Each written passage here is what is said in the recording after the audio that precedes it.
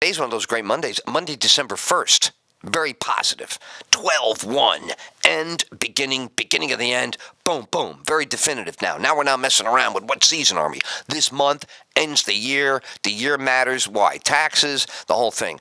Accomplishment, measure yourself. So on LinkedIn, it's all about the business. We're all about, my business is helping your business. So everybody who's on LinkedIn with me, friends, connections, hellos, happy birthday, congratulations. Walter Sabo, who's very nice, he said to me, you are thunderstruck with talent. Let me know when the thunderstruck wears off. It does. It's not like I got hit with talent and I'm unconscious. Well, he's thunderstruck with talent. Yes, he's unconscious right now. He's not really unconscious. He has an unconscionable amount of talent.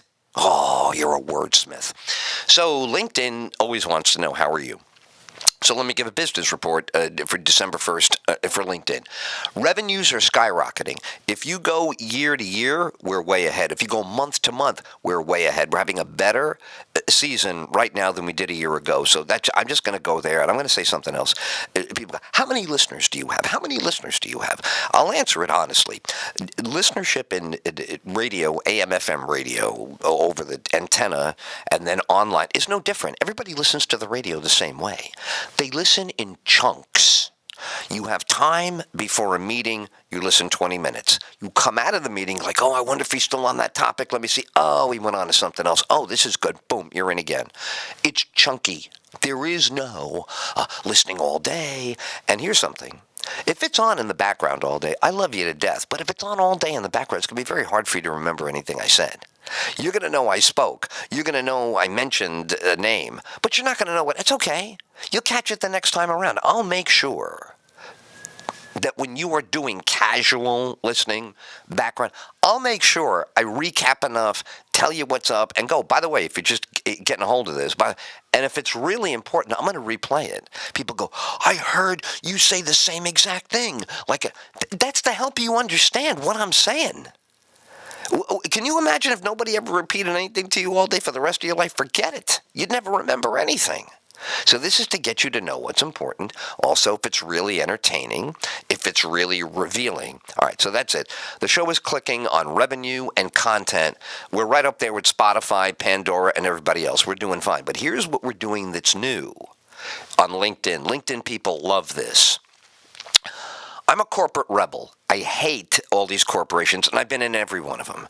I was the A student in school. So right away, whenever anybody said, oh, let's go find somebody smart to do something, every corporation always thought I was their boy. Oh, Ed Tyll will do it. Oh, Ed Tyll is so smart. Oh, Ed Tyll will come right in and do exactly what we tell him.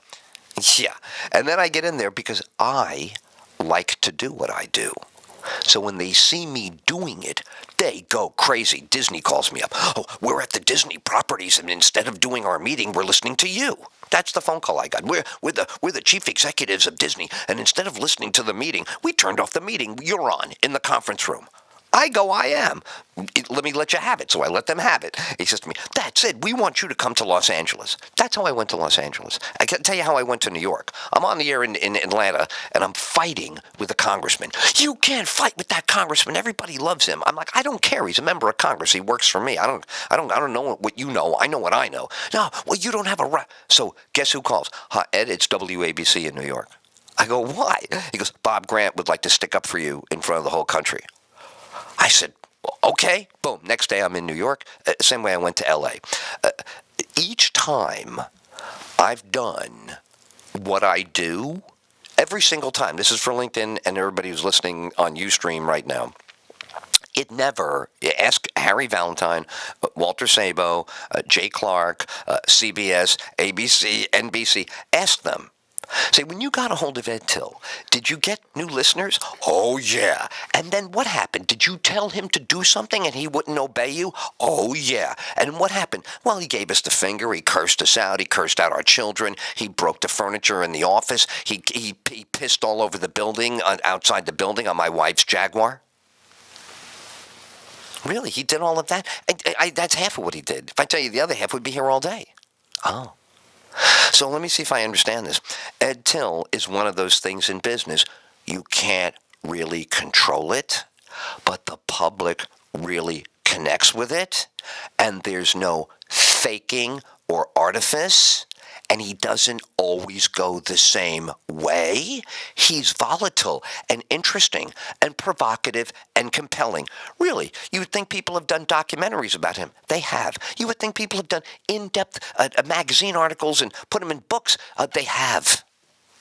Wow, that Ed Tyll is independent now? Yeah, he's in his 50s now. He doesn't give a crap about any of these companies. Everybody's like, oh, Ed, I heard that Clear Channel. And Ed's like, you call me when Clear Channel sinks like the Lusitania. Tell me when Clear Channel's going down like the Titanic. In my opinion, LinkedIn people, smart people, business people, marketing people, former colleagues of mine, people who never heard me before, let me explain something to you. Clear Channel and every one of these predator corporations wanted to try and buy the magic we have. They wanted to buy it. They put it in a box. They wanted to make it like a toy at Toys R Us and make it come up like the Jack in a Box.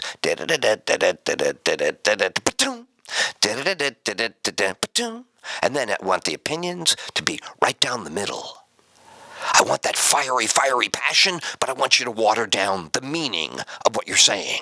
Can you bring just the passion without that visceral Ed Tyll content? The one that makes people turn off the radio, jump out, walk out of the room, then everybody else in the room calls them a pussy. Oh, you can't stand what he says that now, huh? I guess you can't handle what he says. What did he say? Oh, he called this person a really bad name because of what he said they did. Oh, you're right. That's not allowed. And how did Ed Tyll get away? How long is he's been doing it for 40 years? He started out when he was 19. He went after Gerald Ford, and he went after the rock and roll industry for not giving Linda Ronstadt her props, and he didn't like Nixon get. So you have a problem with this guy? He's been doing this for 40 years. You have a problem with him? Oh, yes, I have a big problem with him, sir. I don't think that he should be on. Why is everybody else listening? I don't know what their problem is, sir. I think it's some sick thing about Ed Tyll. It's like a car crash. He's so awful and bad for society. You just have to look, sir. So if you're new on LinkedIn, you say, well, how do you do this? I do it with the Boston bombing. I do it with Ferguson. I do it with Obama. I do it with my Aunt Addie when she won't pick up the phone, and I call her on Thanksgiving, and she won't let me tell her that I love her. They're all equal to me. Whether ISIS is attacking Manhattan or my Aunt Addie is not taking my call. This is the life we lead. This is an American life. I know every other guy in radio thinks because he's in the studio with an affected voice that he's describing the American life. I believe what the blues men believe. If you want to tell the story, you have to live the story. You can't be sitting in some high-rise building looking out over the Lilliputians out there and then telling everybody what's up. You got to go out there, get your ass busted a few times, and feel what it's like. Oh, that's probably a bad metaphor for what's in the news these days, but you know what I'm trying to say. In my day, that meant hard work. That did not mean Bill Cosby gave me Benadryl. So that's what it is, LinkedIn. Instead of what most guys do, most men and women, and I know plenty of women in the same situation, so that was wrong to say the guys, because women don't mind being called guys in my industry. They're like, yeah, guys, what's up? So the men and women behind the mic that are creative like me, flamethrowers, not interested in compromise, not interested in nicey nice, interested in right and wrong all the way. Wrong gets beaten to a pulp, and right gets shot up like a rocket at Cape Canaveral. No in between. No middle ground. You heard these songs? No middle ground. No middle ground. No middle ground. So you hear this, and most of the people who have gone through this, who are brilliant. Liz Wilde, I'll always love her. She was syndicated with me. So many people who are not household names in America should be. Most of them wind up getting so pissed off, we lose them. They just stop doing it altogether. I'm one of the few psychos who continues like the Ebola virus. I'm just going to keep cell dividing. I'm going to keep mutating. I'm going to be like that alien in that Chase Sigourney Weaver Into Our Underwear. That was the hottest thing I swear to God. I'm scared, but I'm horny. I'm scared, but I'm horny. There was nothing in front of her thing, but the monster, I was like, the monster's going to go for that. The monster is just going to go do that to her. Insane. I saw that the other day. So that's what's going on here. I am like the monster. I am a monster. If you need to find bad words for me and you need to label, call me, I don't mind. Call me whatever you want. I don't care. Because this is what I do. And people gather when we do it. And there's an authenticity LinkedIn that's a secret sauce. You know, I'm on LinkedIn. I feel like I'm on Shark Tank. So, Ed, what's your secret sauce? Legitimacy. We actually do it. We actually walk the street. I mentioned earlier, you might have missed, LinkedIn people should know. We're crowdfunding a new radio station. How many people go out and walk their entire signal? How many people go to the address of everybody who will listen? How many people go out and smell the bushes next to the housing so we know, is that really disturbing Aunt Sophie? No one has that attention, but every Clear Channel has promised this. Every Disney, Viacom, this is what they always say. And then they say it to 8 million people at once. Like you're going to personally visit all 8 million people. Like you're really going to know the names of the... And where I come from, originally, WRLB, a small beach town in New Jersey in 1975. They said, you can't even be on the college station. You're a freshman. I said, you know something? Small town is going to love me. You know why? Because why wouldn't they want somebody Saturday night on the air talking about them? It's not about everybody. It's about you. You guess what New Jersey loves? They love rock and roll music. Guess where Linda Ronstadt played? The Stone Pony. This is all, it's a scene, man. That's the Bruce scene before there was Bruce. It's before there was Springsteen. I remember when Bruce Springsteen was the new artist of the year. Okay, I was already rocking. We were already rocking it. And Bruce Springsteen was the brand new guy nobody heard of. And they made fun of his name. All right, LinkedIn, that's what we're doing. We're taking 40 years. We're pouring it into an independent venture where no one will censor me. The more people want to censor me, the more effective my job. My job is not always pretty. It's not always, oh, thank you, Ed. That was a hole-in-one.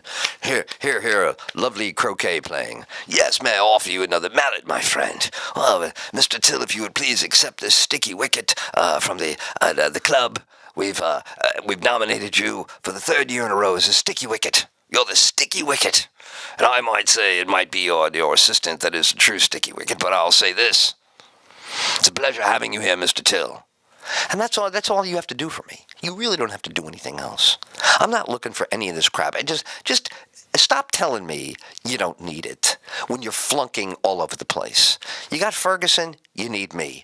You got Obama stuck in the mud. He doesn't know what to do, this poor guy. You think anybody could really hate this guy the way people say they hate this guy? What's wrong with you? Cut through it. People are upset the way it's going. I lived through Jimmy Carter, and it took Reagan 2 terms to turn that around. It took Reagan 8 years to fix what Carter did him for. Don't ever think that this is a radio show like any others. And now that we're on Ustream, you can see me. If you have any doubt, take a look in my eyes and my new haircut. You take a look at this new haircut. You saw me on Friday. It looked like I robbed the convenience store. It looked like they were going to be telling me to get out of the sidewalk and stand over here, sir. You know, Darren Wilson pulling me over the way. I looked terrible the other day. I looked like what I was going through. I worked my ass off. This weekend, I got on the hammock. The girls came over and rocked me. They brought me my mojitos. And the thing I love the best about the girls is they don't speak English, so there's no talking. They just come over and smile. Then right away, my friends are like, hey, who are these chicks? And the girls are like, I don't wanna. And they said, girls, don't worry, go inside. I went, actually, when they're done, I go, and it's like that. Well, you know where I got that from? That's from Yul Brynner. That's the King and I. There's nothing wrong with it. And then they come in. That's what the King and I, Yul Brynner. You know the King of Siam? Do you know about the King of Siam? That was a great, well, in history, there was a King of Siam, and Yul Brynner had the bald head. Remember him? The bald head? Yes. And he would go, they would go, yes, my majesty. And then what do you think? When the civilization came, when the scientists came, they didn't tell the king he was an idiot. They said, just let the king sit over there. Let him think he's still the king. Why? Because he still puts out brilliant pronouncements. And they said, yeah, but he's not even the king anymore. We built the viaduct. He doesn't even know about it. He doesn't need to know about it. He's channeling his thing. You say, well, thank you, because I have Channel Finder for Fox, because they keep moving the Fox Business Network. They go to Fox News Channel Finder. I'm like, is this how far we've come in technology that you have to go to a website to find a station? So think of me as exactly Yul Brynner.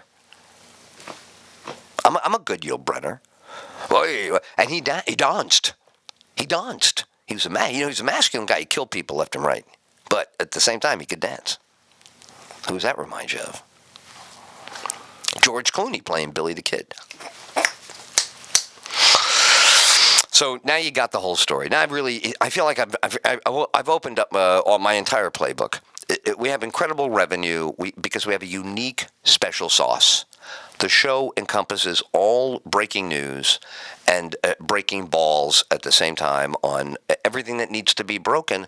But why are we different?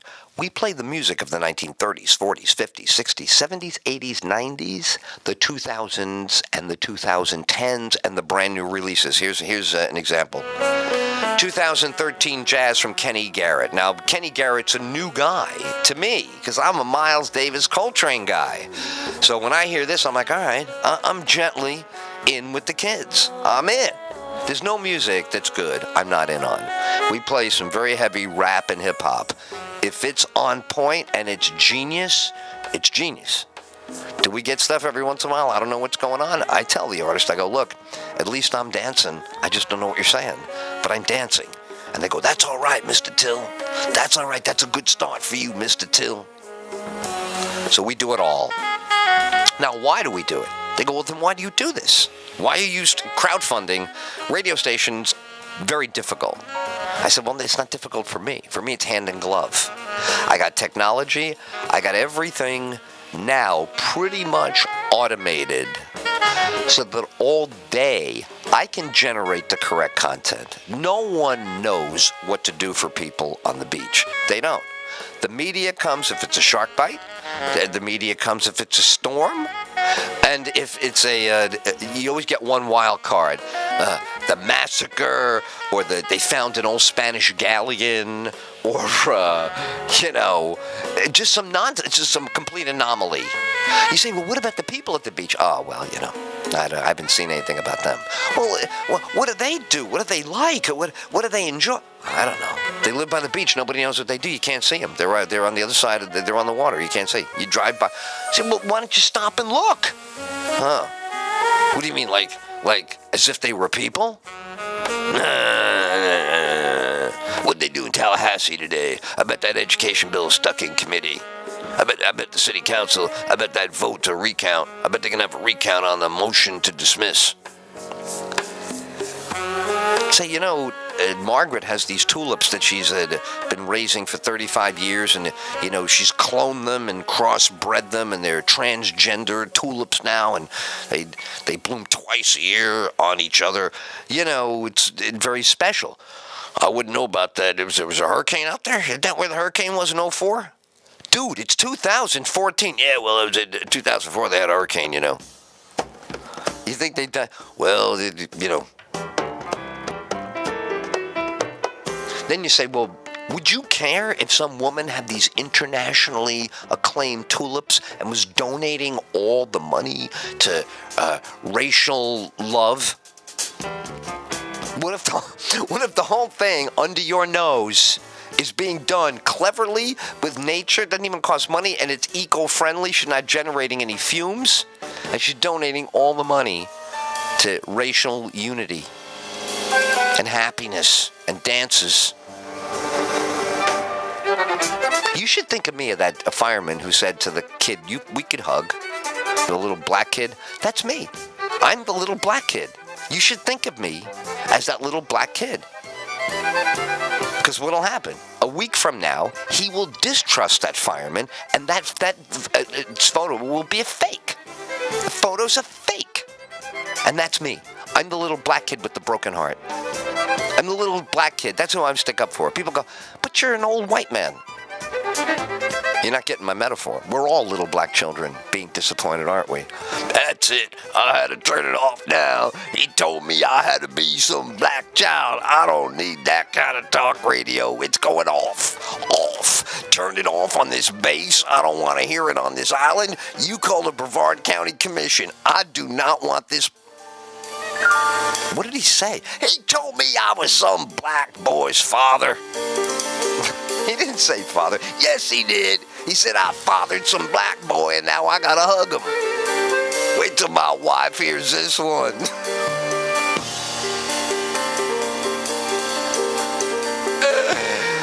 So what do you think? You think LinkedIn will understand this? LinkedIn's do the same thing. They're gonna be, hi, Ed.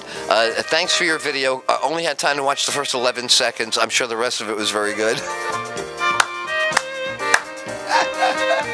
All of my special messages today are going to come so late in the video, no one's going to see them. It's going to be like the Dark Side of the Moon album. They'd be like, well, did you get to the second side, track 3? Oh, are you kidding? I'm still on the first song. I'm trying to get that first song. I keep playing over and over. The lunatic is Ed Tyll. The lunatic is in the hall. Ed Tyll is in the hall. Ed Till's in my hall. Ed Till's walking the halls. Ed Till's decking the halls. Ed Till's, I call Mrs. Claus. I go, when does he start getting really busy? When do you got nothing to do? I said, because I'm coming up again. She goes, you're going to come up? I said, yeah. I always tell my wife in my office, I have to do some business up at the North Pole. I'm stopping and see Mrs. Claus. Oh, that's good of you to visit Mrs. Claus. Give her some company. Bottle of vodka, bottle of Canadian Club, and me naked in the doorway. That's how I go. That's how I meet Mrs. Claus. I do that Jesus pose. I get the Jesus crucifixion pose where you kind of lock your ankles, you get your head going to the side, and instead of nails in my hands, I have Canadian Club and Absolute. It's my thing at the holidays. Then she sticks me on top of the tree. That's it. And I'm the star on Mrs. Claus's tree. Then she climbs up the tree like a sinewy jungle cat, and she comes after me. Then I run around the room, she chases me, and she tackles me on the couch. We have a pillow fight for the booze. And then every time you win and the other one says uncle, you have to do swigs. You have to do swigs out of the bottle. So we're naked, swigging booze in front of the Christmas tree, and Santa's out and back with the elves, counting Hot Wheels. All right, is this a Hot Wheels? You notice Black Friday is all about buying a car now? Wasn't that clever for the car people to go, I don't know, they're spending right now. Let's try it. What do we got to lose? What if they're Christmas shopping in a crappy car?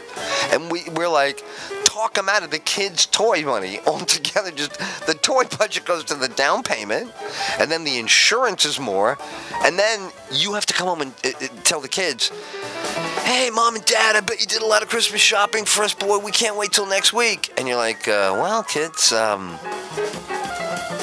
who likes a power steering? Power steering? Oh, Dad, you got me a go-kart. You're the best. Who likes air conditioning in the back of the car so it can really cool off in the summertime? I don't know, Dad. It's December. You bought an air conditioner for us? No. Why don't you guys go out in the driveway? Come back in. Dad, there's nothing in the driveway. You didn't see the car? Yeah, there's a car out there, but what about us? That car is yours to inherit someday. Do you know what happens when that car is 15 years old and it has 130,000 miles on it? No, what? You're going to get it. I'm going to give you that car. So if you help me keep it nice for the next 15 years, you'll be getting your own car for nothing. You just got a brand new car, even though you're 11. When you're 26, boom, you should be finished with college by then. I'm giving you 4 years, to fail in school along the way. And you graduate, instead of 22, you graduate 26. Car will be 15 years old, 130,000 miles.